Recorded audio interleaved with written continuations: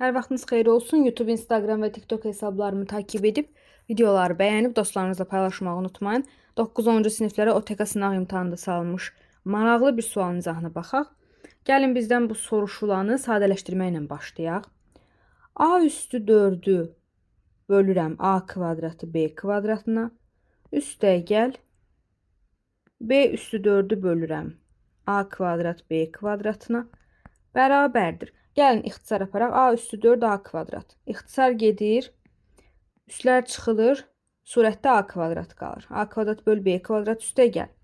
Burada da B üstü 4'ü B kvadratına bölürəm. B kvadrat böl A kvadrat qalır. Yəni bizdən bunun qiyməti soruşulur. Və kvadrat görən kimi bizə verilən bu ifadənin hər tərəfini kvadrata yüksəldəcəyik. A böl B üstə gəl. B böl A'nın kvadratı bərabərdir 4'ün kvadratı. İndi bunu həll edib tapacağıq. Birincinin kvadratı üstə gəl. İkincinin kvadratı. Üstə gəl bir də 2 vurulsun bunların hasili. Bunlar da bir-birinə vuranda ixtisar gedəcək, düzdür. Elə sadəcə 2 qalacaq. Bərabər 4'ün kvadratı 16.